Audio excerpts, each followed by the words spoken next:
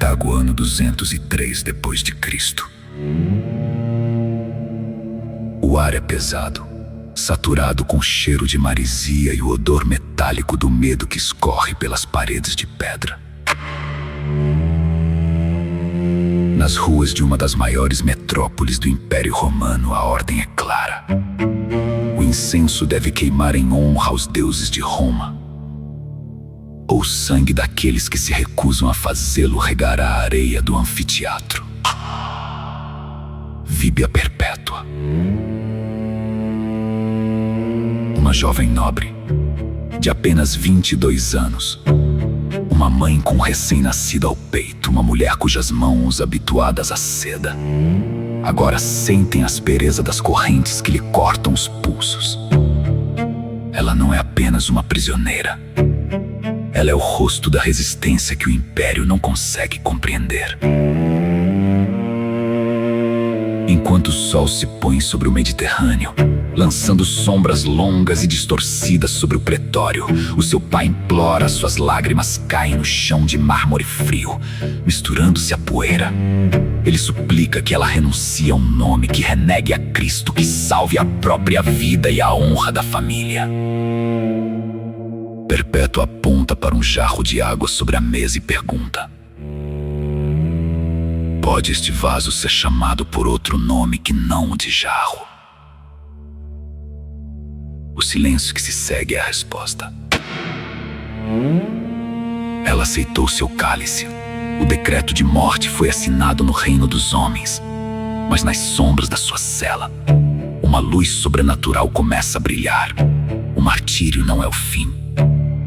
É o início do eco que atravessará os séculos.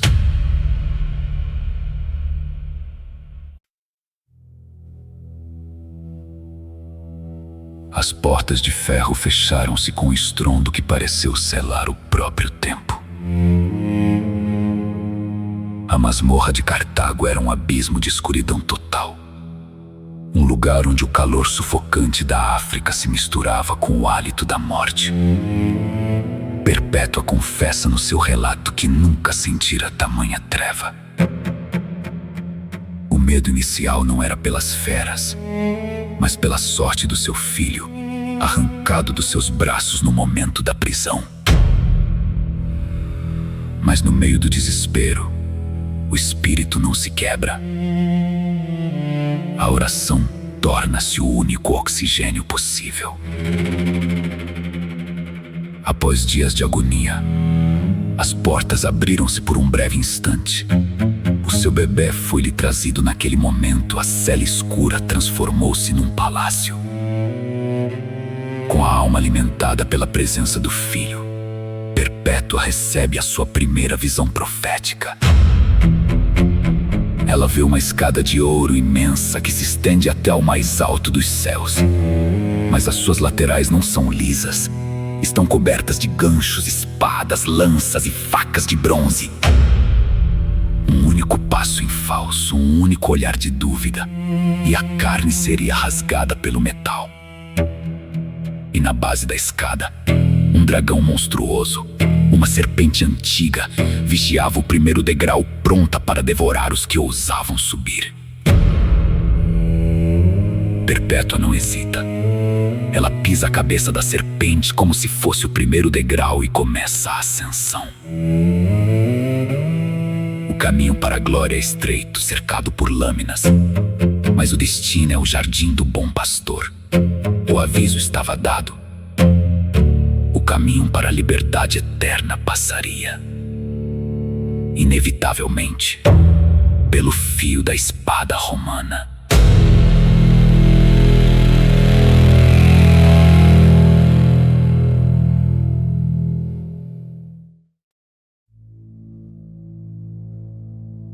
O dia do julgamento rompeu com uma claridade cruel. Os prisioneiros foram levados ao fórum sob o olhar de uma multidão sedenta por espetáculo e ordem. O calor de Cartago subia do chão, mas o que gelava o sangue era o silêncio que se fez quando Perpétua subiu à plataforma de interrogatório. De repente, Um movimento na massa humana, o seu pai, com o rosto envelhecido pelo sofrimento e os olhos vermelhos de vigília, abre caminho entre os soldados. Ele não traz insultos, traz nos braços o filho de Perpétua.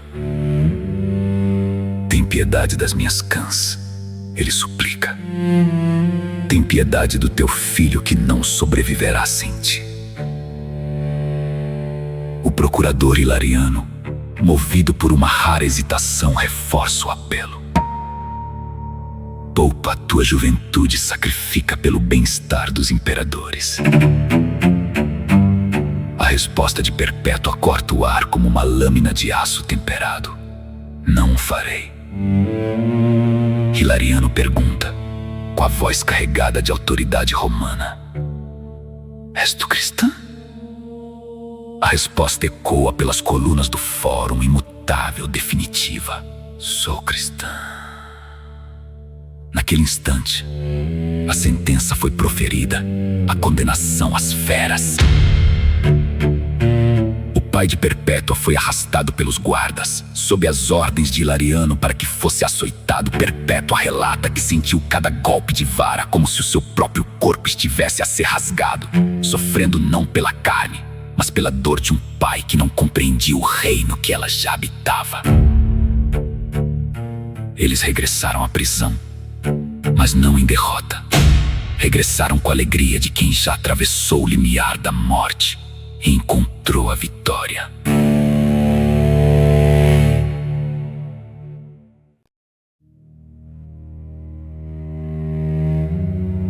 De volta ao silêncio das muralhas, o tempo parecia dilatar-se.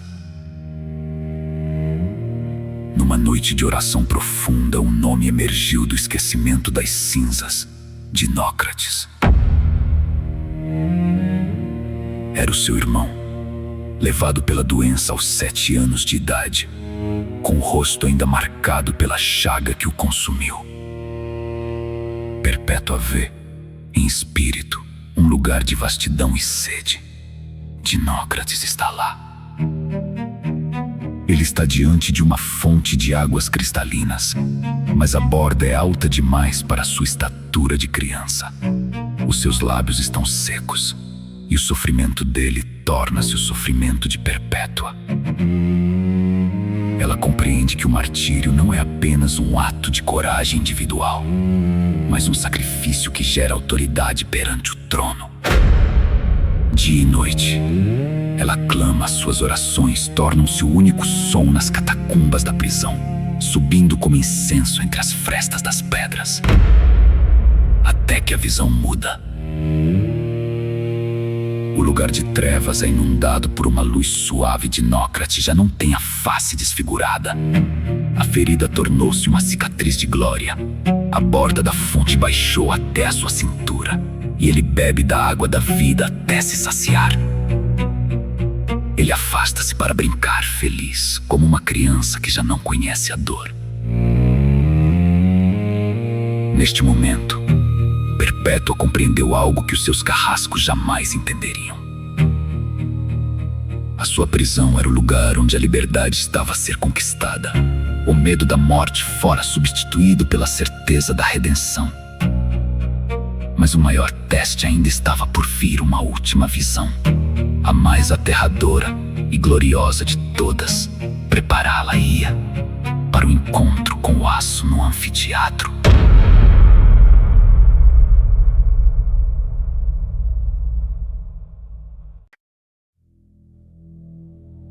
Na última noite, antes do espetáculo de sangue, o véu entre o mundo visível e o invisível rasgou-se definitivamente. Perpétua vê-se a ser conduzida pelo diácono Pompônio até a arena do anfiteatro. Mas a multidão está em silêncio. Ela não é lançada às feras, em vez disso, um oponente surge das sombras, um egípcio de aparência monstruosa, a personificação do próprio adversário da alma humana. Ajudantes aproximam-se dela e, na visão, algo extraordinário acontece. As suas vestes caem e Perpétua percebe que o seu corpo se transformou. Ela já não é uma mulher frágil aos olhos do mundo.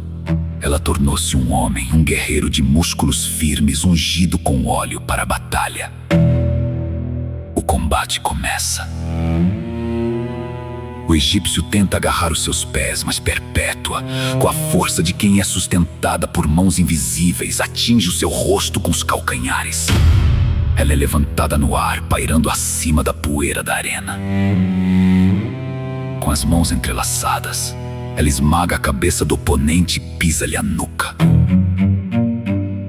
A vitória não foi ganha com armas de ferro, mas com a disposição de morrer. Um homem de estatura colossal, cujos pés tocavam a terra e a cabeça alcançava as nuvens, entrega-lhe um ramo de ouro com maçãs de luz. A paz seja contigo, minha filha. Ao acordar, Perpétua escreve as suas últimas palavras no diário. Compreendi que não deveria lutar contra as feras, mas contra o diabo. E eu sabia que a vitória era minha. O sol começava a nascer. O dia do seu nascimento para a eternidade havia chegado.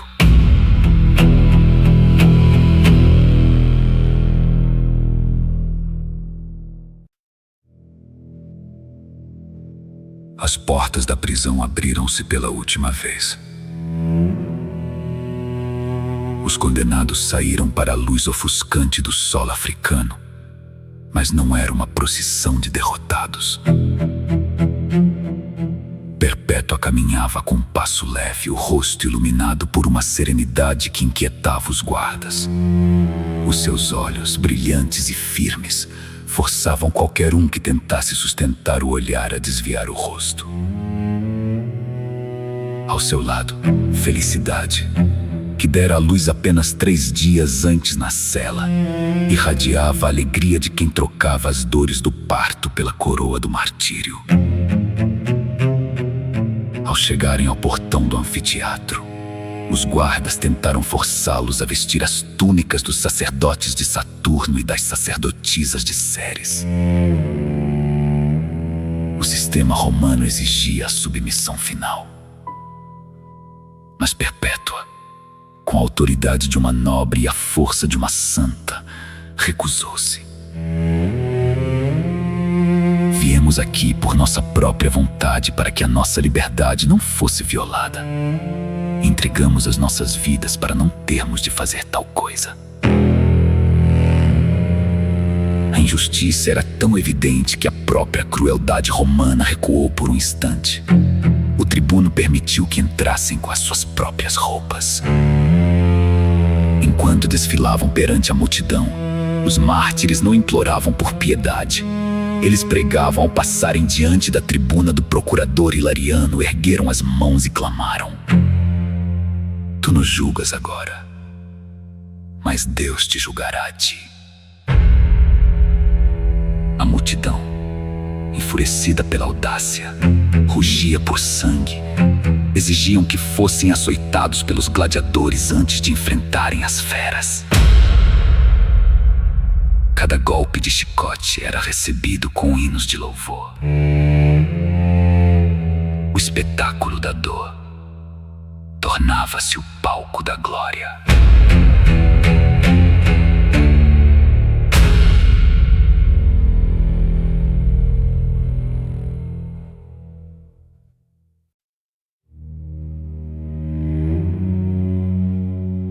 O rugido das multidões fundiu-se com o som das grades de ferro a subir. Para os homens, leopardos e ursos foram lançados, mas para as mulheres, o Império preparou uma ironia cruel. Uma vaca selvagem, escolhida para zombar da sua condição de mães e da sua feminilidade. Perpétua foi a primeira a ser lançada ao ar. O impacto foi violento. O seu corpo foi arremessado contra a areia. Mas o relato das testemunhas afirma algo extraordinário. Ao cair, A sua primeira preocupação não foi com a dor. Ela sentou-se, recompôs a sua túnica rasgada para cobrir as pernas e prendeu o cabelo desfeito. Para uma mártir de Cristo, desgrenhar o cabelo era sinal de luto. E aquele era o dia do seu casamento eterno. Ela não morreria como uma vítima em pânico, mas como uma rainha em seu trono de poeira. Ela levantou-se e, vendo Felicidade caída e ferida pelo animal, estendeu-lhe a mão e ajudou a erguer-se. As duas permaneceram de pé, unidas pelo sangue e pelo espírito.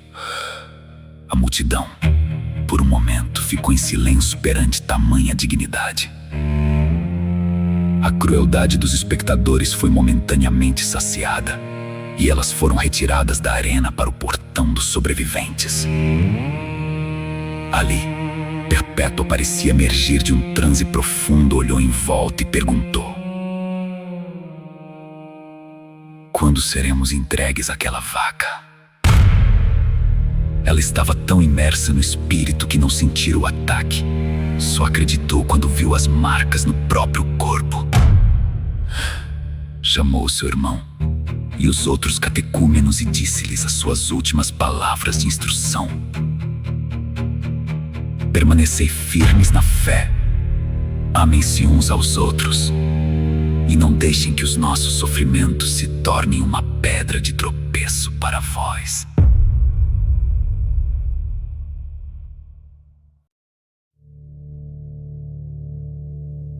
O sol de Cartago começava a declinar, mas a sede de sangue da multidão era insaciável. Como as feras não tinham completado o serviço, o povo exigiu que os condenados fossem levados ao centro da arena, para que os seus olhos pudessem banhar-se no momento exato em que a espada atravessasse a carne. Os mártires levantaram-se por vontade própria e caminharam para o lugar do suplício. Antes do fim, o último gesto. Eles trocaram entre si o ósculo santo, o beijo da paz, selando a comunhão que nem a morte poderia romper. Um a um, permaneceram imóveis perante os executores, sem um grito, sem um lamento. Mas para Perpétua, o destino reservava um último cálice de dor física. O gladiador designado era jovem, inexperiente e tremia de medo. Ao desferir o golpe, a lâmina falhou o alvo e atingiu o osso entre as costelas de Perpétua. Um grito de agonia escapou-lhe dos lábios. O carrasco, paralisado pelo terror e pela culpa, não conseguia terminar o ato. Foi então que aconteceu o impensável. A própria Perpétua, vendo a hesitação do jovem, estendeu a mão. Ela segurou a ponta da espada trêmula e guiou-a com firmeza e calma até a sua própria garganta.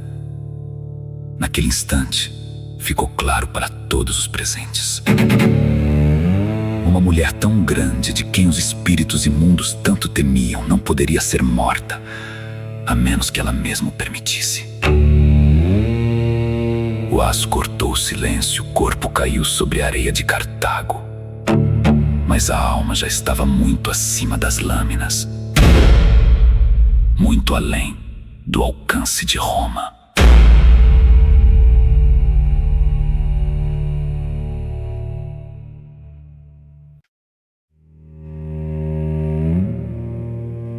O anfiteatro esvaziou-se, mas o silêncio que se seguiu não era de esquecimento. Era o silêncio do choque.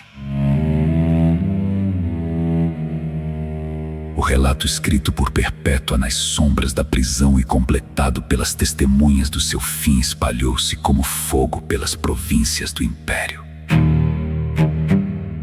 Roma esperava que a morte destas mulheres servisse de aviso. Em vez disso, tornou-se um convite. Onde o mundo via derrota, os cristãos viam o dies natalis, o dia do nascimento para o céu. Cartago nunca mais foi a mesma. As catacumbas, antes lugares de medo, transformaram-se em santuários de memória. A coragem de uma jovem nobre e de uma escrava, unidas como irmãs no altar da arena, quebrou as hierarquias rígidas de um império que se julgava eterno. Elas provaram que existe uma autoridade superior ao edito de um César. Séculos passaram, os templos de Saturno caíram e as pedras do anfiteatro de Cartago tornaram-se ruínas beijadas pelo pó. Mas as palavras de Perpétua permanecem intactas. O seu diário é um monumento de resistência que o tempo não conseguiu corroer.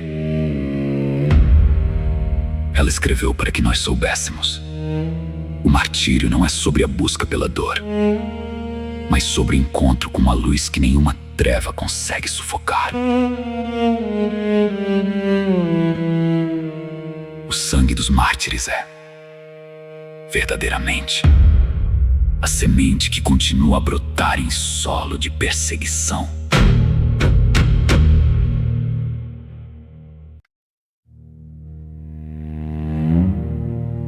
A história de Víbia Perpétua e Felicidade não terminou na areia ensanguentada de Cartago. Ela ecoa cada vez que uma voz se recusa a silenciar diante da tirania. Cada vez que a fé se torna o único escudo contra o aço e o fogo. Os nomes de seus carrascos foram apagados pela poeira dos séculos. Mas o testemunho destas mulheres permanece como uma chama que arde no coração da igreja perseguida. Nós somos os herdeiros desse silêncio quebrado. Somos os guardiões de uma memória que muitos tentaram enterrar sob as ruínas do tempo. Olhar para o passado não é apenas um exercício de história. É um ato de sobrevivência espiritual. Enquanto o mundo esquece, nós lembramos. Enquanto o império exige adoração, nós nos mantemos fiéis ao único reino que não tem fim. A luz ainda brilha nas trevas, e as trevas não prevalecerão. Faça parte da nossa resistência de memória. Não permita que o sacrifício daqueles que vieram antes de nós seja esquecido no barulho dos tempos modernos. Inscreva-se e junte-se a nós nesta jornada pelas catacumbas da história. Ecos do martírio, porque o silêncio nunca vencerá.